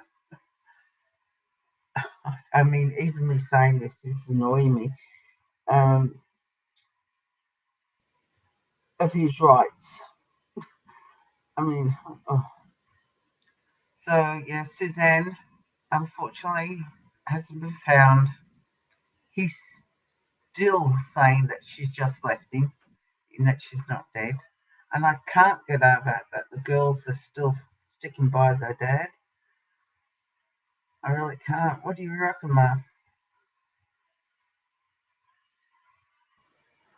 I think that he will probably never be charged with her murder unless they find her, unfortunately. Unfortunately, agree with you. I do. All right.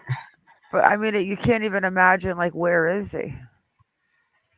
Yeah. Where did she put her? Where did he put her? I think he definitely dug a hole because of the fact when he took that excavator with him back to Indiana. Yeah.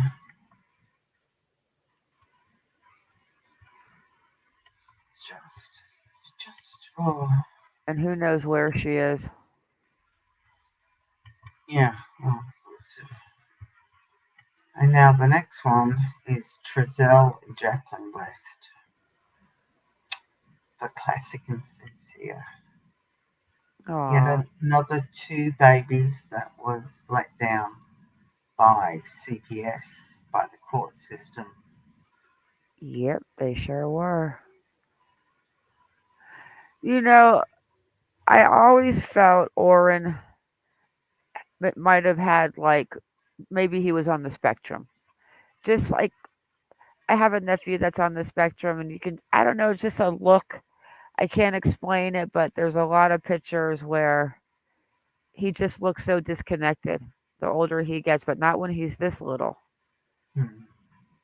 Unless that's what Trezell and Jacqueline did to him. And then that little scar that appears on his face in that latest picture under his left eye. Yeah, Trezell's a monster. I don't think these poor little boys are alive. I think something happened to one, and maybe like when he was saying they were playing with Chuck, I used to always think that maybe the dog maybe got one, or he was being rambunctious and he actually just decided to overdo it. And then had to keep the other one quiet because of what he'd done.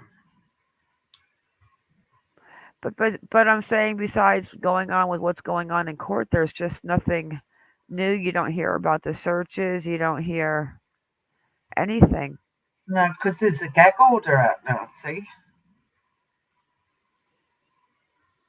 Oh, no. A gag order was issued.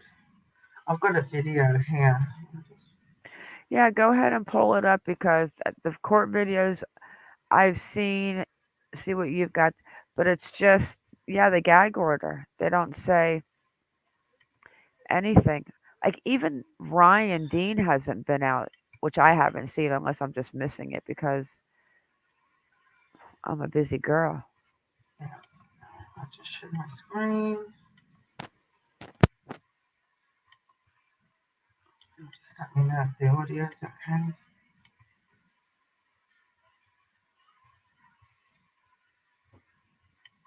It would help if I unmuted it. Has been issued in the case of Trezell and Jacqueline West, the adoptive parents of Orrin and Orson West, now accused of killing the boys. 23 ABC's Vanya Patino was in court during the hearing and joins us live from downtown Bakersfield to explain the latest developments. Vanya. Brianna, well, the biological family, which, as we know, has spent the past 14 months searching for answers, were also in court today. And although they say they are content with the motion, their main concern right now is still finding the boys' bodies. On the people's request for a gag order. Mr. Hennessy, did you have any objection on behalf of your client? No, Your Honor, no objection. This court saw any objection? No, Your Honor. Submit. And with that, a gag was set, prohibiting investigators and law enforcement from publicly speaking about the case. Judges usually issue these gag orders to guarantee a fair trial by preventing any information that can sway the public's opinion to reach the juries. In this case, the gag order so far applies to investigators, police, all court personnel, and really anyone with access to the case file, meaning none of them are able to speak about this case for the remainder of the trial. Meanwhile, given Tuesday's hearing was a motion, Trissell and Jacqueline West were not physically in court. The attorneys representing them were and agreed to the gag order and are asking to extend the order to others. How about potential witnesses? Prosecutor Eric Smith originally did not list witnesses in the motion, but after it was brought up by the judge, the West attorneys submitted to include witnesses. I don't have any issue with that. The issue would be contacting them with them in an appropriate fashion to let them know there's a gag order. The prosecutor will have until March 15th to let witnesses know of the gag order. The judge also agreed to seal the jury transcript and search warrants, including the probable cause, which is used by law enforcement to prove someone committed a crime. Meanwhile, the biological family of the boys were also in court Tuesday morning and gave 23 ABC their thoughts on the motion. Whoever the gag order is on, it's a good thing, especially in this case, because, we don't want nothing to get linked out and, misinformation and mislead, like just everything we've been through this whole 14 months. We're trying to prevent that from happening again, especially now that they are locked up. All we have to do now is just let the prosecutor and them do their job. The adoptive parents have pleaded not guilty and are being held without bail. Now the trial is set to start on May 23rd. And coming up on the news at 6, hear more from the family on why they don't want to see the location of the trial changed. Live in downtown Bakersfield, Vanessa Morales, 23 ABC News, connecting you. Good evening. A gag order has been issued in the case of Now that was as of March. So let me just see this. So I didn't see anything Yeah, recent the come up. boys. So, I hear you, Patty and Pink. I consider these my boys. Sorry, seriously Yeah. attached. That's how we met Sherry Vasquez. Cherry. We thought that she was Jacqueline's mother, and and then she came in the comment section, and she's like, "I'll tell you the story, but I'm not Jacqueline's mom." on Twitter, on the 19th of August,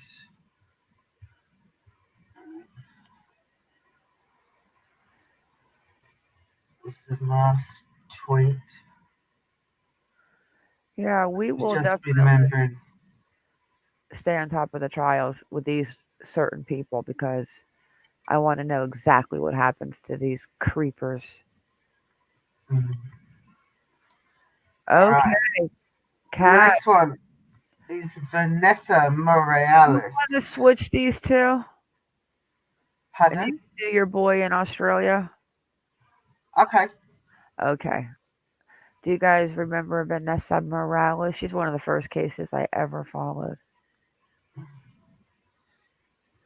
And her father is a monster where he killed Christina. Pretty sure her last name was Hollingsworth. I'm going on memory. And then the baby was missing. She was found in the bathtub. And the little girl, Vanessa, was missing. And that's the mom, Christina. And this is Jose, the monster. And he told the police that he was so high on PCP that he woke up and Christina was dead in the bathroom and the baby was missing. So this baby's still alive. I'm 1000% convinced that Jose took this child to one of the family members. His court date. What's going on with Jose Morales? And what was funny about him is he had the same lawyer as, what was that lawyer? Who had that lawyer? Kaz with the ponytail and the other guy. It was on a big trial that was going on. Yeah. I can't think of his name though. But whose lawyer was it? I'll tell you in a second. It was the guy with the ponytail. Yeah, I know who you mean. I just And don't it was, remember. I'm old. My memory span's not that and crash they off were these days. They were actually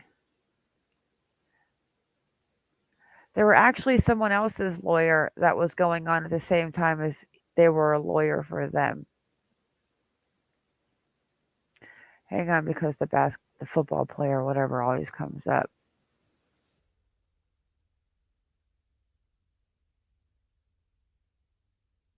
Oh, I know. Photos Duelis. They're his lawyers.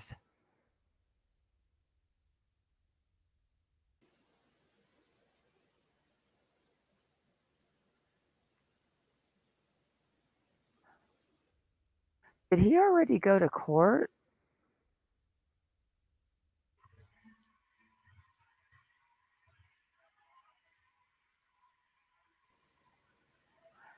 I can't find anything on him. Oh, really?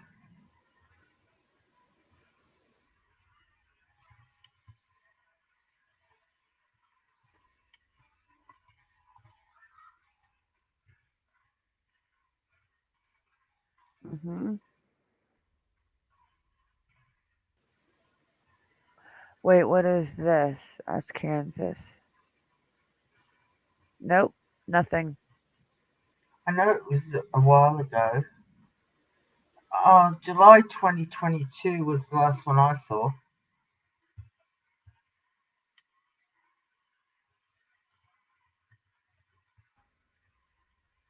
Yeah, and speaking of Photos Duelis, like where on God's name is Jennifer Duelis? Mm.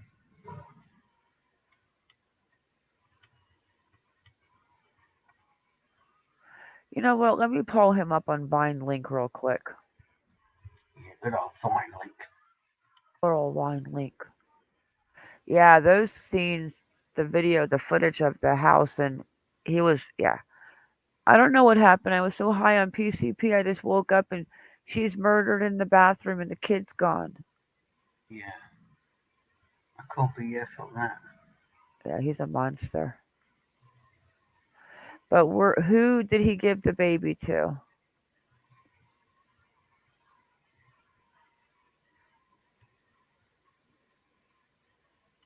And Vine Link is not opening tonight, so we'll keep you posted. I don't think he's been to court yet, but I was actually trying to see if maybe he's going to say he's incompetent now.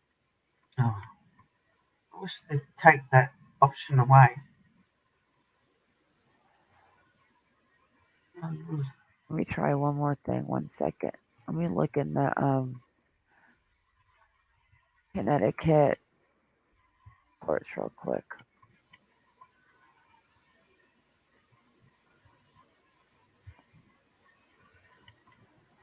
Let me see if I can pull him up real quick in this court thing. Yeah, we're not going to do that now.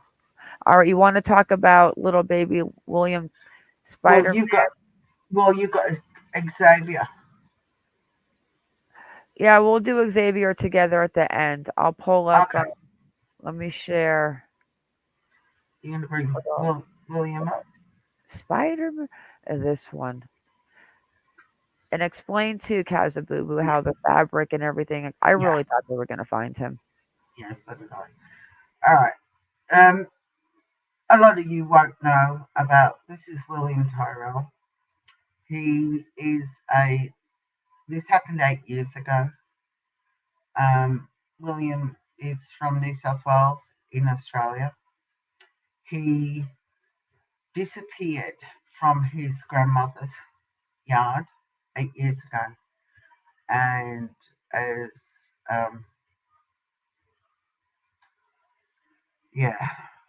never to be seen again. And that was allegedly the last. Well, it was the last thing his foster mother had him in. Now, since he went missing, there was the whole case has just been one thing after another. There was innocent men accused of being pedophiles. There was police officers that were said to have gotten too close to the family, and was taken off the case, and then later they were dismissed from the force and things got missed, and then the case was reopened and they started looking around the grandmother's old home. Now the grandmother has since passed and the new owners had to go through this ordeal of having their gardens dug up, and they found pieces of what looked like the material that he was wearing, but you can imagine this is 8 years of wear and tear, and it went to forensic. Now I do have an article that I want to share with you, and this is by our local news station. And, yeah, I was just showing them the house where Grandma lived. Where oh yeah, they actually thought that. I mean, after 7.5 years, guys, they're actually back at the grandma's house. Did he fall over the balcony? I was like, you cannot make this up. I think we would have seen him if he fell over the balcony 7 years ago and he was laying in the bushes. Yeah, exactly. Well, he was only 3 years True old crime, at the time. Sally. I'm sorry. monkeymar@gmail.com. Sorry, Kaz. She wants us You're to right. to a case. Okay. Yeah, it was only 3 years old at the time. But since, and there was a coronial inquest when this first occurred. And because he's never been found, it was kind of put on hold. Well, it's restarted since then. And there was what they call a strike force formed in September 12th, 2014. And it's been ongoing, it's been active. But what has happened is the mother, foster mother, and this is a photo of William. Cheeky little smile. The foster mother is up in front of the court, as well as the foster father, for abuse to another child. So now they're really looking into the foster mother. Has she done something to William?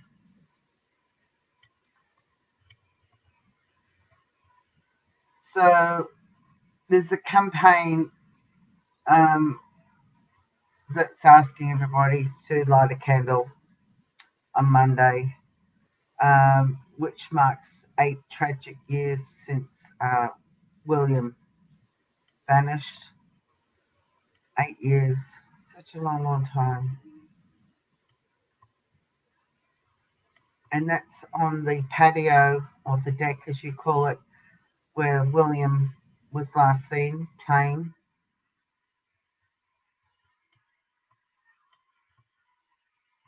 And he went missing on September 12th, 2014.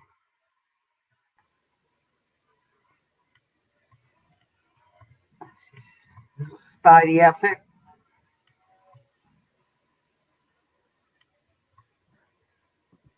But you know, when they found that little piece of red cloth and they started digging through that area, I honestly thought that they were going to find him.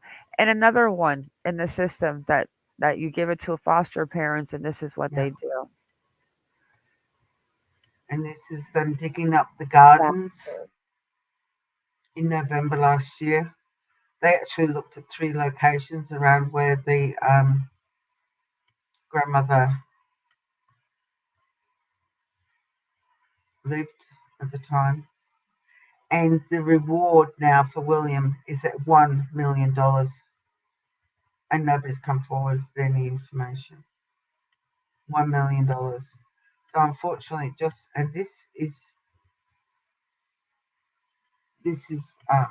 played this video, and this just goes where they were finding just a very short clip. Oh, you don't want to know about alcohol.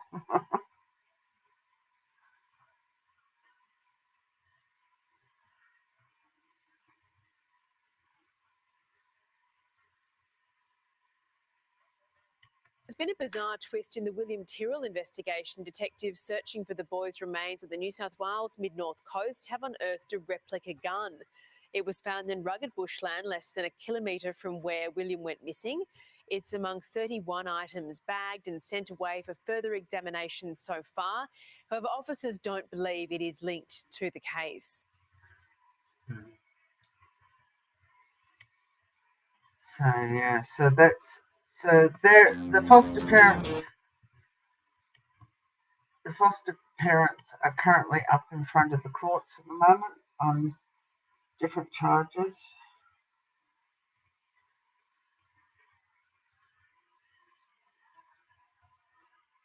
Yeah, so never ending. So the last one that we're going to do is Xavier Harrelson.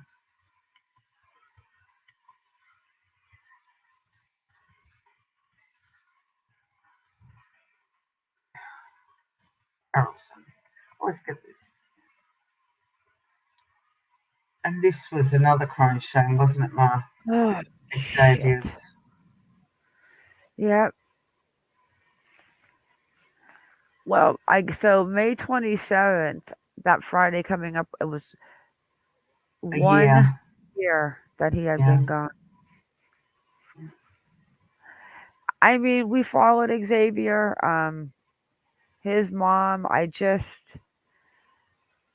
after hearing about them trying to connect it to the little girl that Molly Tibbetts with the Christine Behenna and working for the guy, I thought, oh my gosh, but maybe that guy that they were trying to connect, her ex-boyfriend, I forget what his name was, had something to do with it.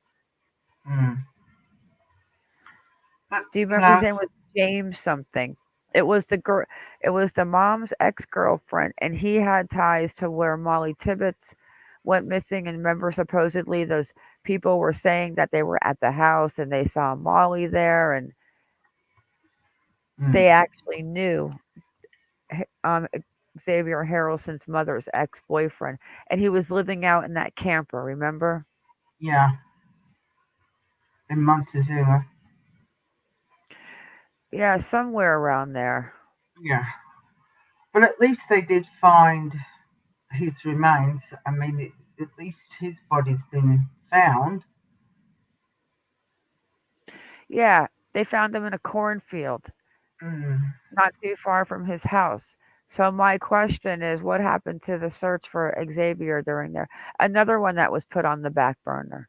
They went after the mom a little bit because, she wasn't like the best mom in their eyes. But she also had a prosthetic leg. I mean, he was riding his bike. I mean, he was a big kid. I don't feel like somebody would have tried to kidnap a kid that big. I just feel sorry for whomever found his remains. I mean, they were saying it was the guy that was trafficking Molly, and they had her tied to this bed, and the girlfriend from the gas station. But I only believe the only one involved with that was Christine Behenna with Molly Tibbetts. Well, they were later convicted of the murder. Oh, he was later, and then he went to trial to see if they could take the charges off because of Xavier's mother's ex-boyfriend and the other kid, and then they had that other house that they were supposedly, sex tea girls out of, and Molly was supposedly seen in there, and it was just a whole thing. But that guy is the one that probably had something to do with Xavier going missing.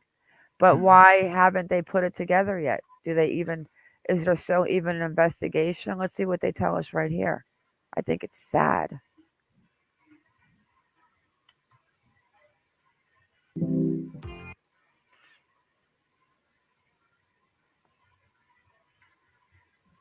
Wait.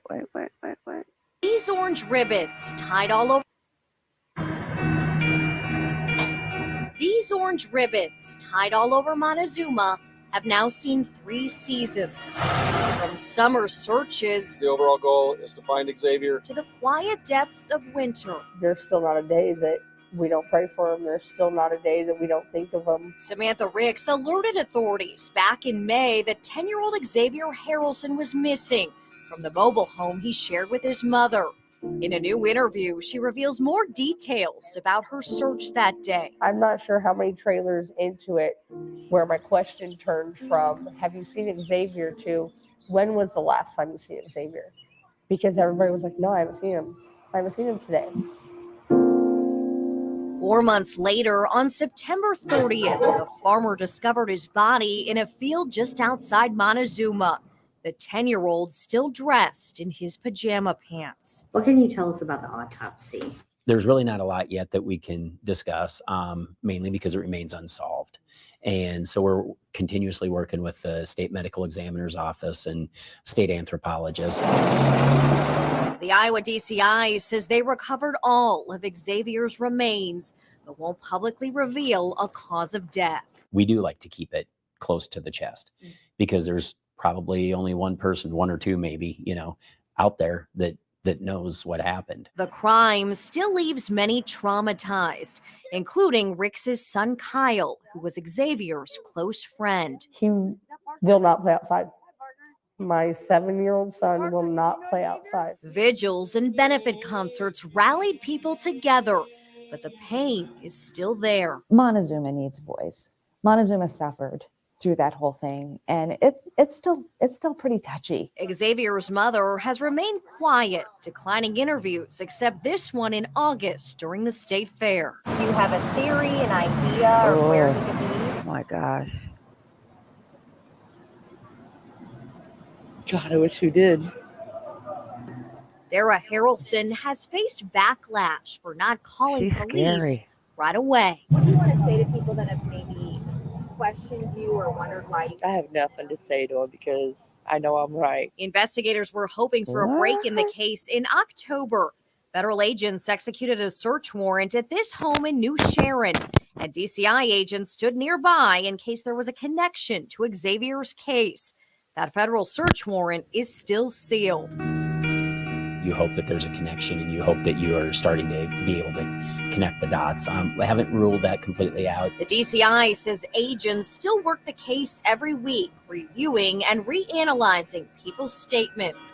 Rick says she was questioned again in January. I have nothing to do with this. I know that, so it doesn't bother me, that they come to me for information or opinions. Her focus, she says, is on remembering Xavier and what he gave to the world. It was such a joy to be around. His smile. I'll never stop talking about that smile. And authorities will not reveal if they have any suspects or who they are keeping a close eye on, but say they are actively following up on dozens of leads every week. Now, if you have any information, no matter how small it seems, from those days surrounding Xavier's disappearance in May, authorities want to hear from you. You can call the Poweshiek County Sheriff's Office at 641-623-5679. Okay. That mother, I've never seen a video close like that, and listening to her, she really, I don't know.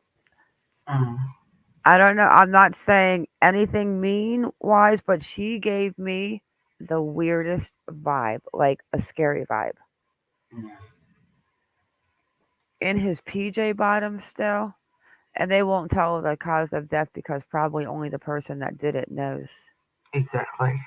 Poor little baby. Well, that was the end of the list of the cases. Yes.